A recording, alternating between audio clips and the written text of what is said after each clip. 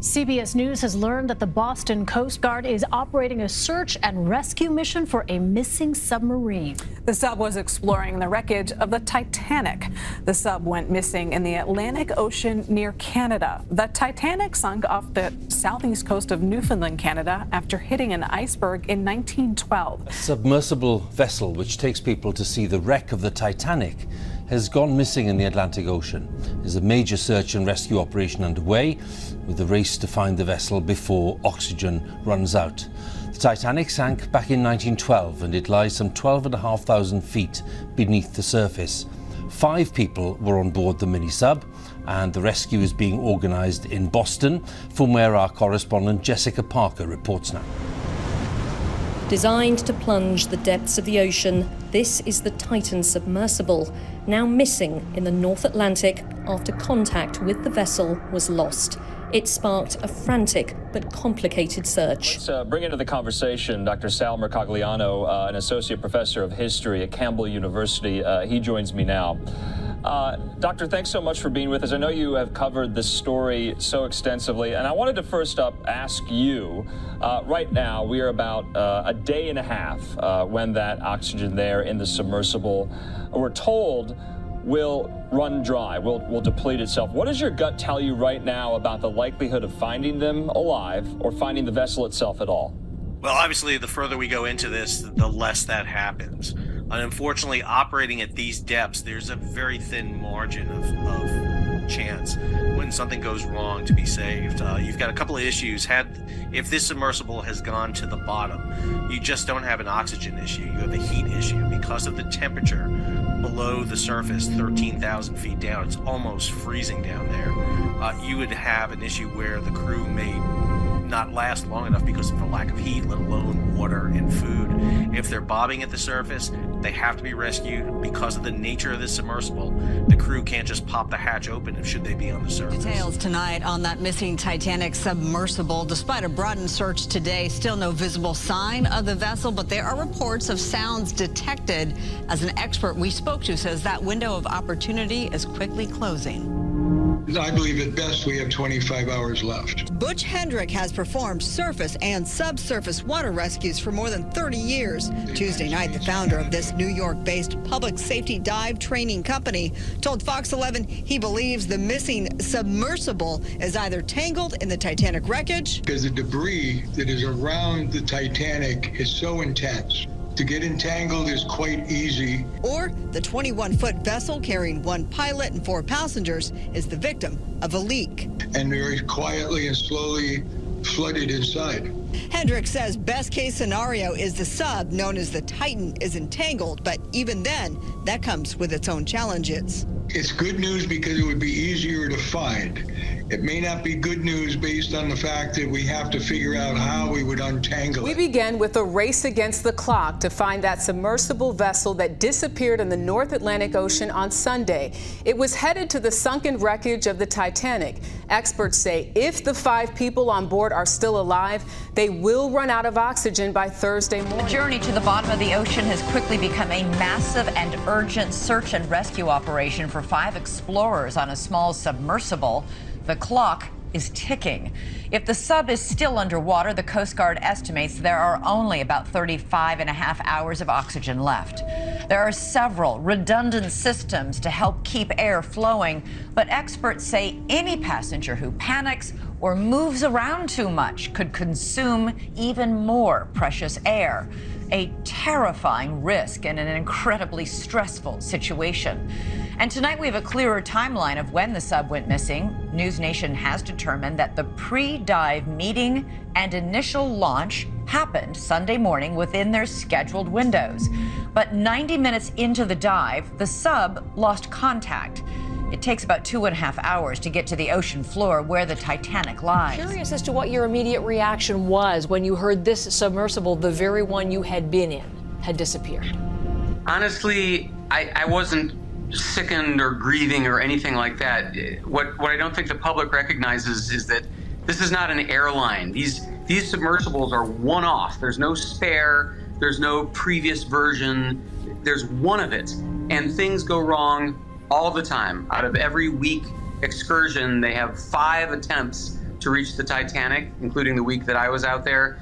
And usually they make it down only once, maybe twice, sometimes not at all.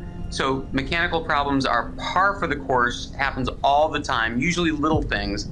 So when I heard that they lost, they don't have radio because regular radio waves doesn't travel through the sea. So initially I thought it was just a glitch. So the latest that we've heard from the US Coast Guard is that they have confirmed that 3 vessels have arrived in the area. This is the Titanic wreck site this morning. It's the first update they've given in a few hours. In a short tweet, the agency said that the Canadian Coast Guard vessel John Cabot is conducting sonar searches alongside an offshore vessel and a tug ship. And we also know that a banging noise was heard in the subsearch site, which has given somewhat of a focus, if you like, for what is happening here. It is a challenge to conduct a search in that remote area, but we are deploying all available assets to make sure that we can locate the craft and rescue the people on board. This morning, an ROV, or remote operated vehicle, from the vessel Horizon Arctic discovered the tail cone of the Titan submersible. It is the discovery most feared by those connected to the Titan submersible. The debris is consistent with the catastrophic loss of the pressure chamber. Upon this determination, we immediately notified the families. All 5 members of the tourist vessel have been killed, including UAE adventurer Hamish Harding, a Pakistani billionaire and his teenage son, the owner of Ocean Gate, Stockton Rush, and Titanic expert P.H. Nargeolet, who had been to the Titanic wreckage 40 times, but this time would be his last. The initial thing we found was the nose cone, which was outside of the pressure hull. We then found a large debris field. Within that large debris field, we found the front end bell of the pressure hull. That was the first indication that there was a catastrophic event. It's not yet known when the vessel imploded. Was it on the trip down to the Titanic, or was the crew in distress and attempting to abort the mission? Naval experts would only say its sonar devices would have picked up an implosion if it had occurred when they were in the water. We know that as we've been prosecuting this search over the course of the last 72 hours and beyond, that we've had sonar buoys in the water nearly continuously and have not detected any catastrophic events. The debris was scattered 200 meters, or roughly 600 feet from the bow of the Titanic, but retrieving any piece of the Titan's wreckage or the bodies of the crew on board might be the next impossible task.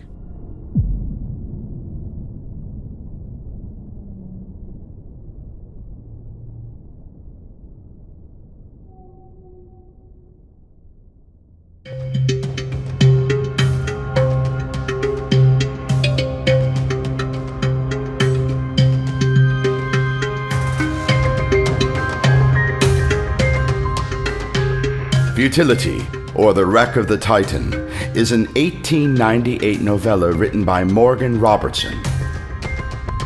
The story features an ocean liner, Titan, which sinks in the North Atlantic after striking an iceberg.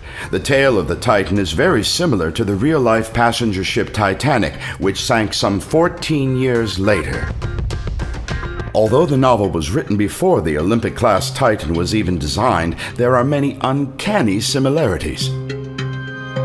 Like the Titanic, the fictional ship sank in April in the North Atlantic, and there were not enough lifeboats for the passengers.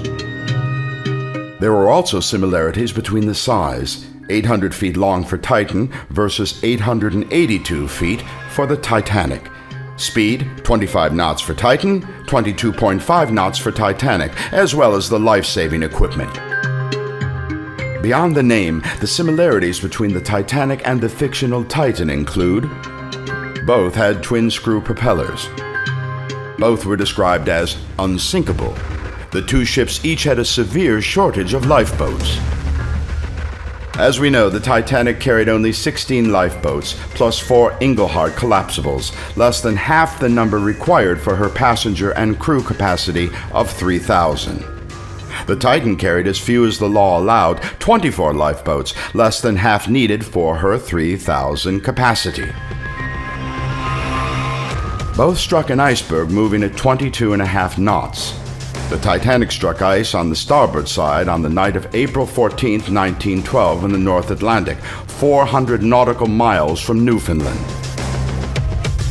Moving at 25 knots, the Titan also struck a berg on the starboard side on an April night in the North Atlantic, 400 nautical miles from Newfoundland. When the doomed Titanic sank, more than half of her 2,200 passengers and crew died. The Titan also sank, and more than half of her 2,500 passengers drowned. An oddly strange coincidence or otherworldly prophecy? Only God knows.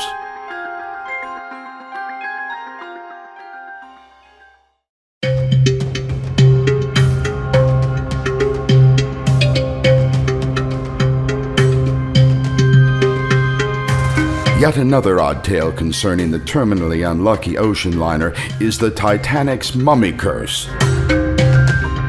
A little-known legend, it was based on a priestess of Amun-Ra who lived in 1050 BC. After the 1890s discovery of her mummy in Egypt, the purchaser ran into serious misfortune. The mummy was then reportedly donated to the British Museum, where it continued to cause mysterious problems for visitors and staff. The antiquity was eventually purchased by journalist William Thomas Steed, who dismissed the claims of a curse as quirks of circumstance.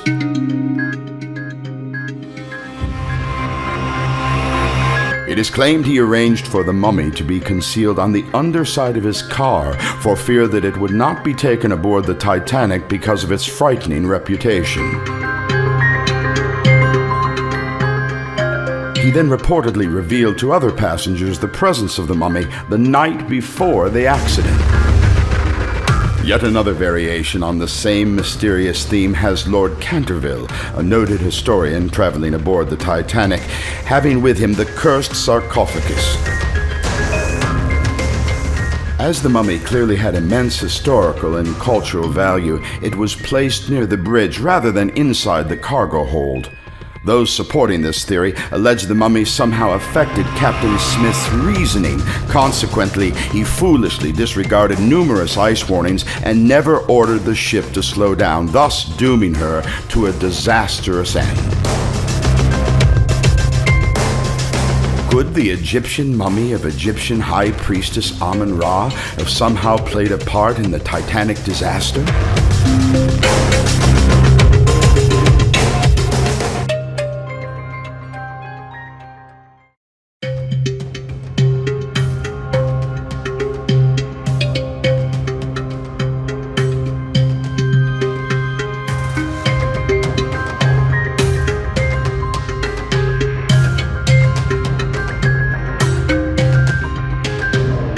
Another obscure theory has it a slow-burning fire reportedly started inside the coal bunkers even before the ship had sailed. Such fires were common in coal-fired ships. The fire then subsequently triggered an explosion and caused the liner to hit an iceberg on the eve of April 14th. It is said a fire started inside the 6th compartment on April 2nd and was never extinguished. Titanic's owner, John Pierpont Morgan, decided the Titanic would quickly reach New York, allow the passengers to disembark, then the stubborn fire would be put out. The great liner then set sail with a fire on board, and an explosion subsequently occurred during the trip. Some say Captain Smith feared the ship might blow up even before reaching New York. This could explain her high speed at night when the risk of hitting ice formations was dangerously high. Despite multiple ice warnings received by the Titanic's wireless telegraph operators, Captain Smith did not order the ship to slow down. Why?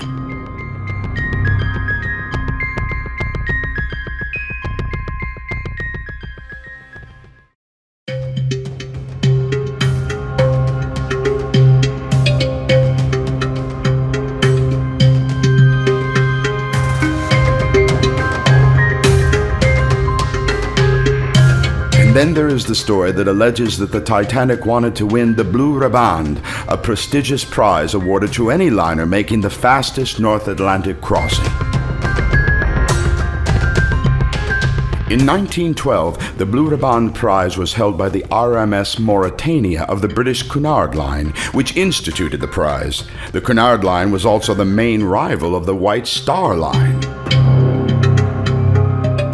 The theory's proponents claimed that Bruce Ismay urged Captain Smith to arrive in New York a full day earlier than planned to receive the coveted prize. This supposedly explains why the ship was traveling so fast in a dangerous sector of the Atlantic.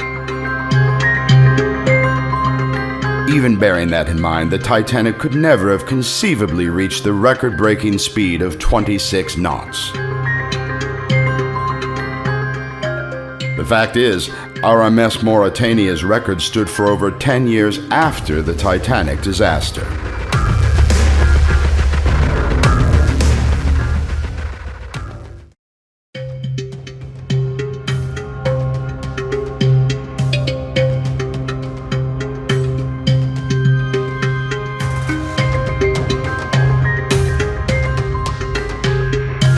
While the Titanic survivors were on their way to New York aboard the Carpathia, the White Star Line sent the steamer Mackie Bennett from Halifax to the site of the wreck. The ship was well stocked with wooden coffins and a hull filled with ice. The mission was to pluck the dead from the frigid waters, the seamen being paid extra for the grisly task. Virtually everyone lost were all wearing life jackets. Although there were few lifeboats aboard the Titanic, there were apparently a wealth of functioning new life preservers. These kept the unfortunate dead afloat. Bobbing up and down, the bodies floated vertically, looking as if they were simply asleep.